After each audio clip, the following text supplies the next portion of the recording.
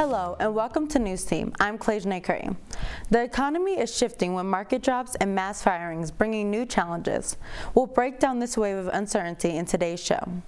Last week, with no warning and via email, about 80 workers at Boulder's Office for National Oceanic and Atmospheric Administrations were fired. That's about 10% of the workforce, along with employees from the U.S. Geological Survey and the National Institute of Standards. The workers are among thousands fired by the Trump administration Department of Government Efficiency, or DOGE. Boulder County itself is home to dozens federally funded research labs, nearly 1,700 federal employees, and some 12,000 people tied to federally funded research.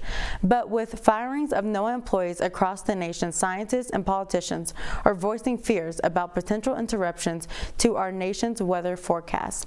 CNN NJ Lee met with one fired weather scientist who's worried about his future and the future of his field. Right now the wind's 13 miles an hour. Andy Hazelton is a hurricane hunter. And you were saying there's like a version of this on the plane. Oh yeah, a much more sophisticated version of it, with, there's anemometers and all sorts of instruments, radar and things like that. As a physical scientist working at the National Hurricane Center in Miami, he has flown into the eye of the storm countless times, including catastrophic hurricanes Helene, Dorian, and Ian. You basically fly through the storm 3 to 4 times, and then the forecasters are getting that data in real time.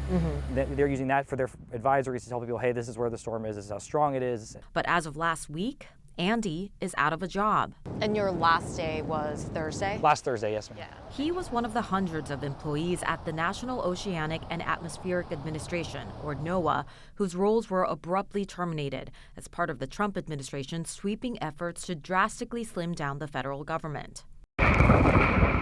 And it's not just hurricane forecasting.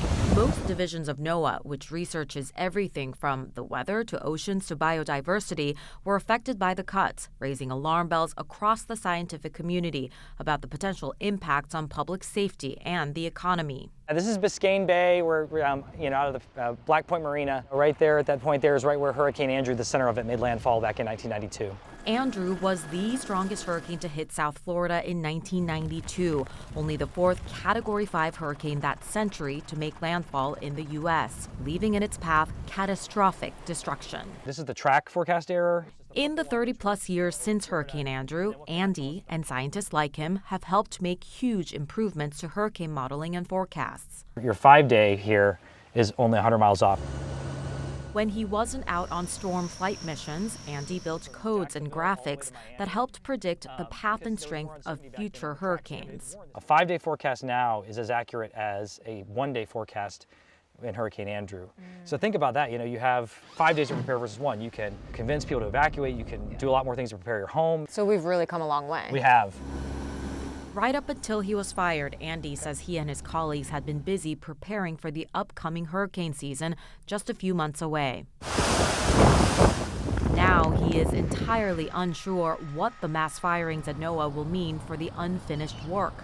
Do you worry that we are about to go backwards when it comes to the science? I do. I hope, I know that the colleagues that I still have there, they're going to work hard and do their best. But, when you have few people in places that are already understaffed, it just gets harder and harder. And as he wonders about his own future, Andy, like so many Floridians, is also wondering about the next hurricane.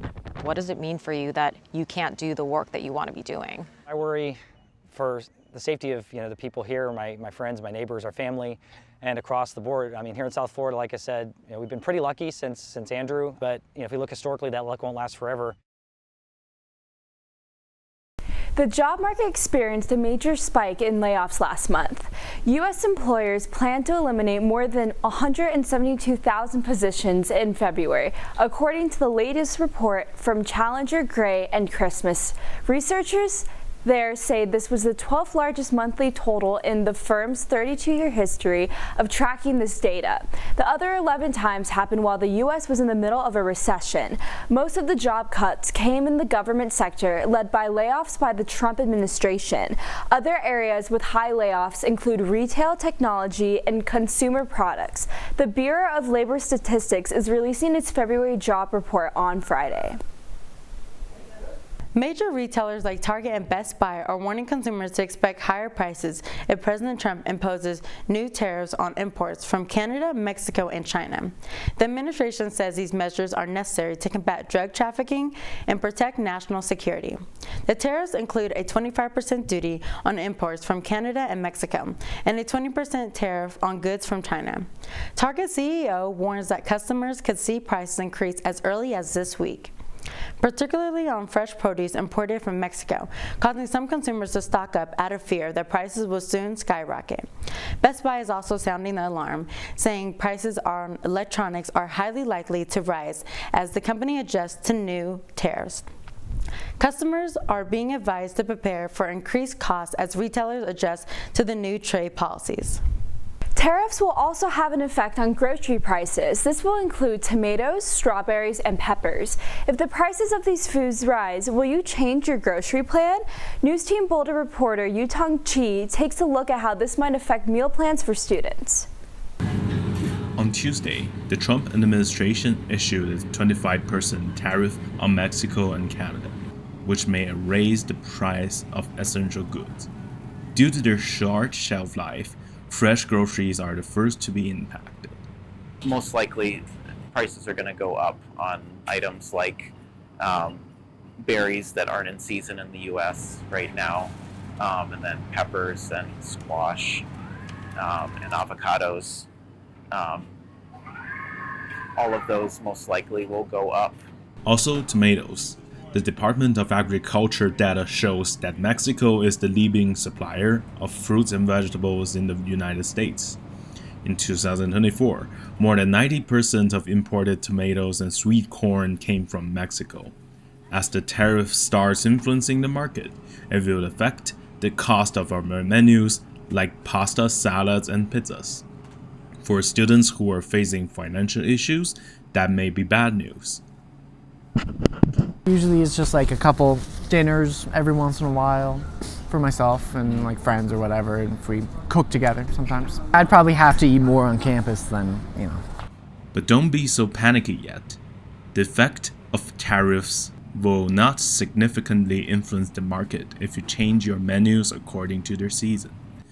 For example, avocados can get expensive during the winter. Since we are heading to summer, the local farmers can also fill the gap to balance the price. For NewsTeam Boulder, I'm Yutong Xie.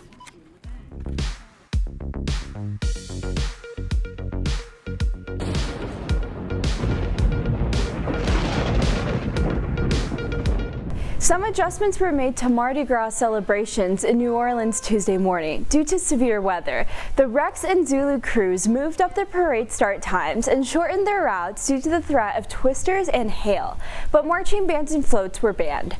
However, rain or shine, the Mardi Gras festivities continued well into the night, with many parade goers seeking shelter from storms in local bars and businesses. Spring has sprung in Boulder, and warm weather is just around the corner. This weekend brings sunny skies and a high of 48 on Saturday, with a high of 60 on Sunday. These toasty temperatures will continue into the beginning of the week, with Monday being 67 degrees, along with partially sunny skies on Tuesday, with the nights dipping into the low 30s. There is a slight chance of rain on Wednesday, with the high being 55 degrees. Thursday will continue with this warm weather streak, with the high of 59 and a chance of rain.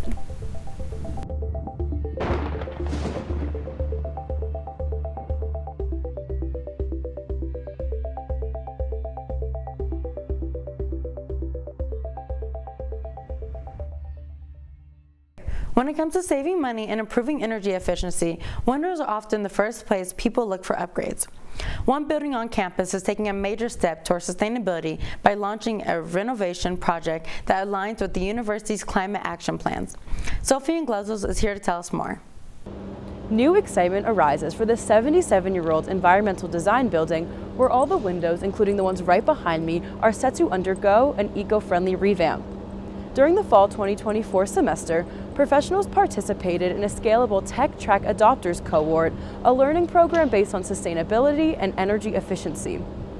After completing this cohort, CU Boulder was granted $220,000, which is going to be used towards InnoView's energy-saving window technology.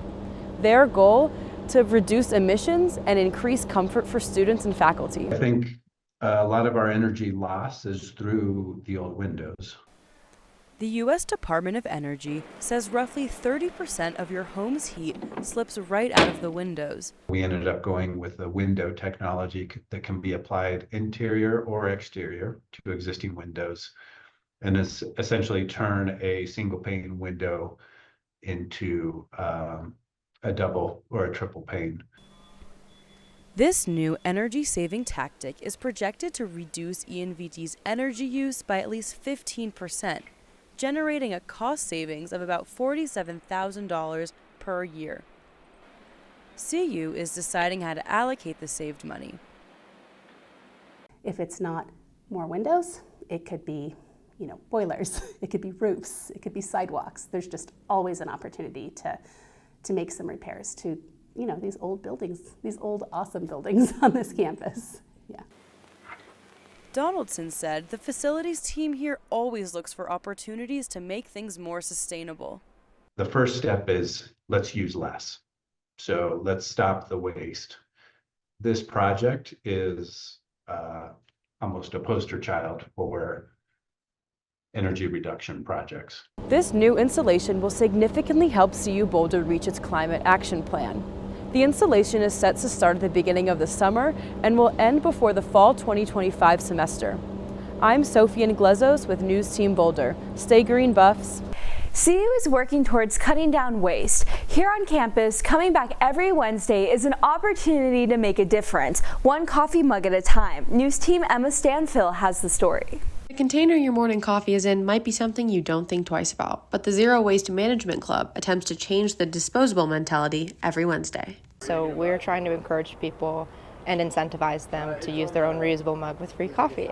And every Wednesday until Earth Day, they will continue these efforts to work towards a goal of zero waste at CU Boulder. Set up just outside the Visual Arts Building, this initiative gets a lot of student attraction. More than 136 million disposable coffee cups are used every single day instead of reusable ones like this. Today they cut that number down by 200, which might seem like a drop in the bucket, but is significant to these club members. I think individually people can make a big difference in their own life, and if everybody's making the small effort in their own life, then that makes a big difference. Michael Robinson, like other students, believes big change happens from the ground up. Convincing someone is, maybe more powerful than what they'd see on social media or what they may hear from even politicians who they feel very far removed from. Peer-to-peer, I think it is actually very important and shouldn't be diminished by any means. And through convincing students, they're trying to achieve 90% or greater waste diversion from landfills. And mug by mug, they get closer to their goal. I'm Emma Stanfill with NewsTeam Boulder. This week, an event on campus invited CU students, many of them women who are interested in finding out more about how to become an entrepreneur. I'll tell you more about that after the break.